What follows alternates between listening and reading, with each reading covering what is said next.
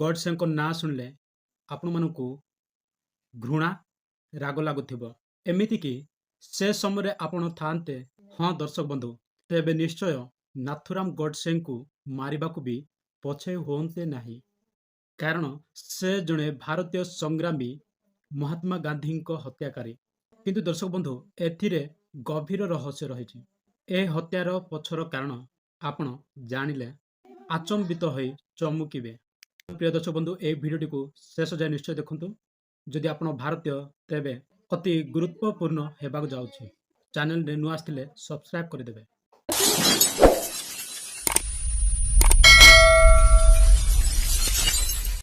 Press Lord ନମସ୍କାର, ଆପଣ ଦେଖୁଛନ୍ତି ଏବେ ମୋଡ ବ୍ଲଗର ୟୁଟ୍ୟୁବ ଚ୍ୟାନେଲ। 79ତମ ସ୍ୱାଧୀନତା ଦିବସ ଉପଲକ୍ଷେ ଭାରତୀୟ ନାଗରିକତା ଗର୍ବ ଓ ଗୌରବ ସହିତ ଆପଣମାନଙ୍କୁ ଶୁଭେଚ୍ଛା ସହ ଶୁଭ କାମନା କରୁଛି।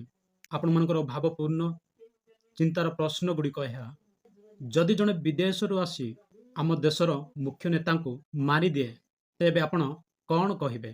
ଯିଏ ଦେଶ ସ୍ୱାଧୀନ କରି ଇଂରେଜୀ କବଳରୁ ମୁକ୍ତ କରି ଆଣିବାକୁ ରାସ୍ତା ଦେଖେଇଛି, ଯଦି ତାକୁ କିଏ ଆସି ମାରିଦିଏ, ସେତେବେଳେ ଆପଣଙ୍କର ପ୍ରତିକ୍ରିୟା କ'ଣ ରହିବ?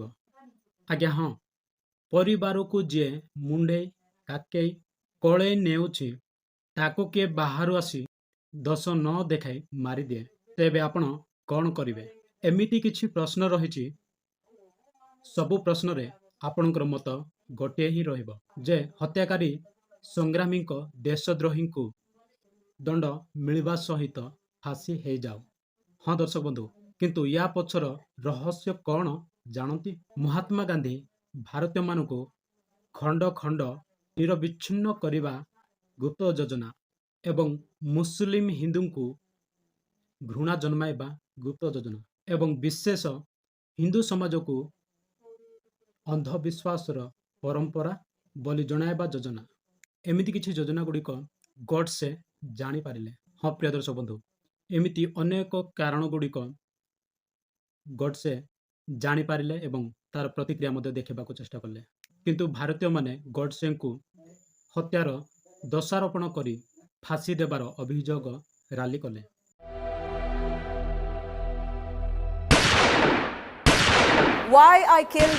ଆଉ ହଁ ଦର୍ଶକ ବନ୍ଧୁ, ଗଡସେ କାହିଁକି ମହାତ୍ମା ଗାନ୍ଧୀଙ୍କୁ ହତ୍ୟା କଲେ?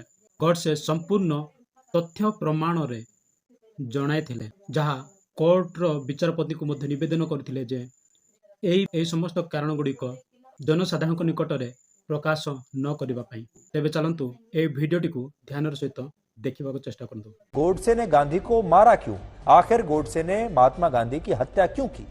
तो इस पर गोडसे ने अदालत में खुद अपना पक्ष रखा था और यह पक्ष रखने में गोडसे ने 5 घंटे का समय लिया। और जब इस पूरे बयान को लिखने की प्रक्रिया पूरी हुई तो उनके 5 घंटे के इस बयान से 112 पन्ने भर गए थे।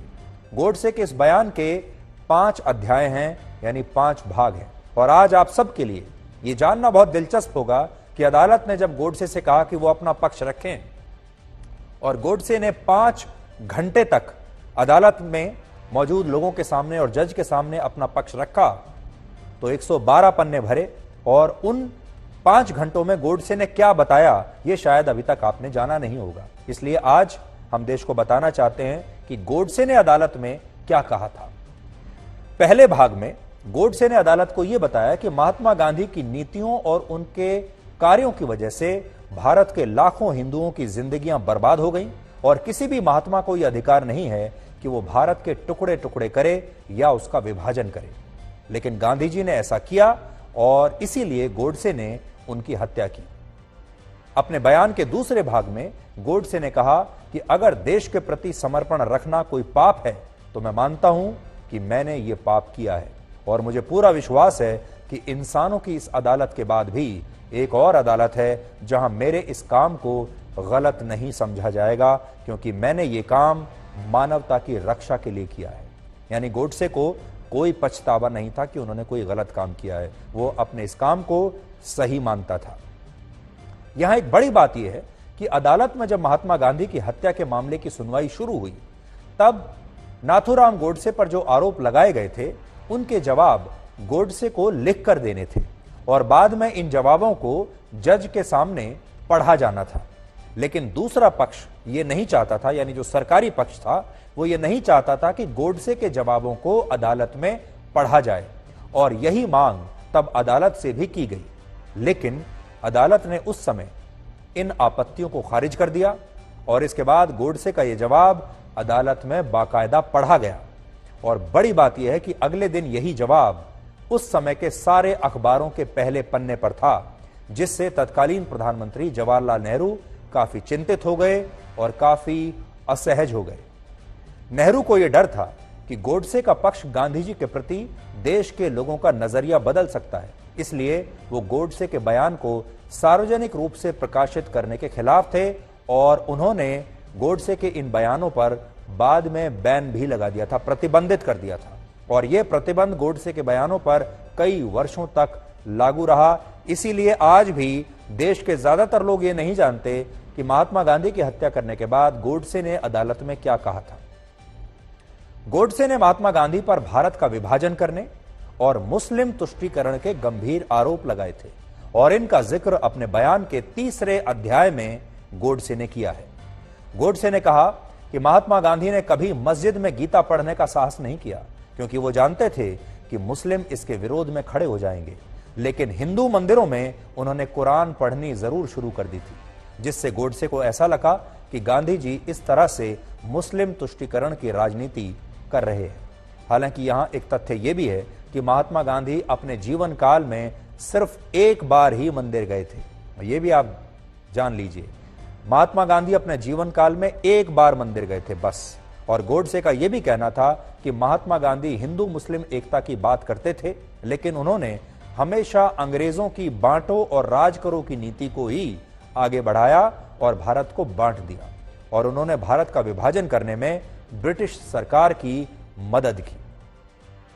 गोडसे ने अपने जवाब में यह भी कहा कि महात्मा गांधी ने विभाजन के बाद भारत सरकार पर पाकिस्तान को उसके हिस्से के 55 करोड़ रुपए देने के लिए भी दबाव बनाया, लेकिन उन्होंने इस विभाजन के दौरान निर्वासित हिंदुओं के लिए कभी भी सच्चे मन से कोई प्रयास नहीं किया।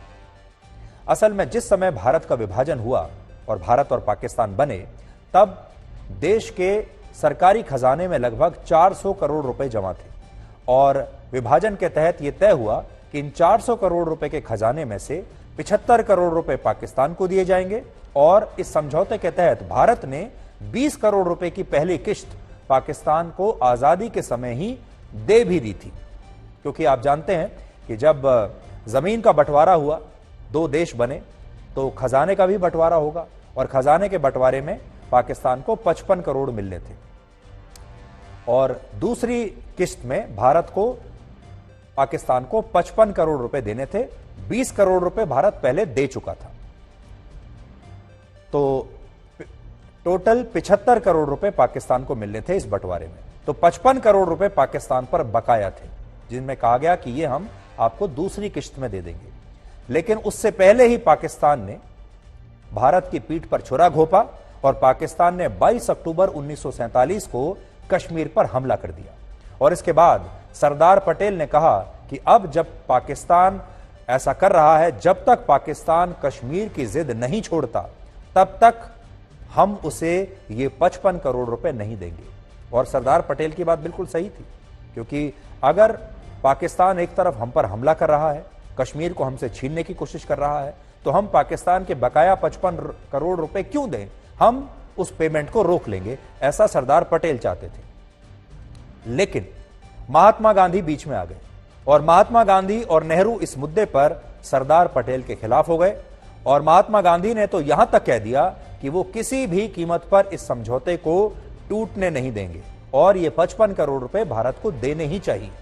ये बात उनकी हत्या से सिर्फ 18 दिन पहले की है, यानी 12 जनवरी की। और उस समय महात्मा गांधी दिल्ली में हिंदू मुस्लिम एकता के लिए आमरण अनशन भी कर रहे थे। तो सोचिए, जब इतने दंगे हो रहे हैं, हिंदुओं पर अत्याचार हो रहे हैं, मुसलमान भी मर रहे थे, ऐसे में वो अनशन कर रहे थे हिंदू मुस्लिम एकता के लिए। लेकिन माहौल बिल्कुल बदला हुआ था और भारत के जो हिंदू थे वो उनसे बहुत नाराज थे। ऐसा माना जाता है कि इस अनशन के जरिए गांधी जी ने पाकिस्तान को 55 करोड़ रुपए देने के लिए सरकार पर बहुत दबाव बनाया और बाद में नेहरू और पटेल को महात्मा गांधी की ये बात माननी पड़ी और इससे गोडसे और उसके जैसे जो दूसरे हिंदू राष्ट्र के समर्थक लोग थे वो बहुत नाराज हो गए।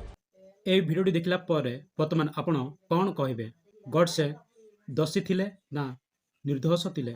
ପ୍ରିୟ ଦର୍ଶକ ବନ୍ଧୁ, ବାସ୍ତବରେ ନାୟକ ସବୁବେଳେ ଦୋଷୀ ହିଁ ଗଣିତ ହୋଇଯିବ। ତାର ନିର୍ଦ୍ଦୋଷର ପ୍ରମାଣ ତଥ୍ୟକୁ ଖୋଜିଲେ ହିଁ ମିଳେ। ଆପଣ ଏହି ଭିଡ଼ିଓଟି ଦେଖିବା ମାତ୍ରେ ସମ୍ପୂର୍ଣ୍ଣ ନିର୍ଦ୍ଦୋଷର ପ୍ରମାଣିତ ଖୁଲାସା ଦେଖିସାରିଛନ୍ତି। ହଁ ପ୍ରିୟ ଦର୍ଶକ ବନ୍ଧୁ, ଅବଶ୍ୟ ମହାତ୍ମା ଗାନ୍ଧୀ ଜଣେ ମୁଖ୍ୟ ନାୟକ, କିନ୍ତୁ ଭିତିରିଆ ଯୋଜନା ଏବଂ ବାହ୍ୟକ ଯୋଜନା ଭିତରେ କାରଣ ଗୁପ୍ତ ରହିଯାଇଛି, ଯାହା ଗଡ୍ସେ ଖୁଲାସା କରିବାକୁ ଯାଇ ବାଧ୍ୟ ହୋଇ ହତ୍ୟାକାରୀ ହେବାକୁ ପଡ଼ିଥିଲା। ଏଠି ଜାଣି ରଖନ୍ତୁ ଦର୍ଶକ ବନ୍ଧୁ, ଗୋଟିଏ ଘଟଣାର ରହସ୍ୟ ତଥ୍ୟକୁ ଖୋଳି ଖୋଜିବା ଏବଂ ଜାଣିବା ନିହାତି ଆବଶ୍ୟକ ଅଟେ। ଏହି ଥିଲା ଗଡ୍ସେଙ୍କ ହତ୍ୟାକାରୀ ହେବାର ମୂଳ କାରଣ। ଭିଡ଼ିଓଟି କେମିତି ଲାଗିଲା? ଯଦି ଭଲ ଲାଗିଛି ଭିଡ଼ିଓକୁ ଲାଇକ୍, ସେୟାର, ସବସ୍କ୍ରାଇବ୍ କରିବେ। ନୂଆ ନୂଆ ରହସ୍ୟମୟ ତଥ୍ୟ କାହାଣୀ ଜାଣିବା ପାଇଁ ଆମ ଚ୍ୟାନେଲକୁ ସବସ୍କ୍ରାଇବ୍ କରି ରଖିଥାନ୍ତୁ। ଆଉ ଗୋଟେ ନୂଆ ଭିଡ଼ିଓ ପର୍ଯ୍ୟନ୍ତ ନମସ୍କାର।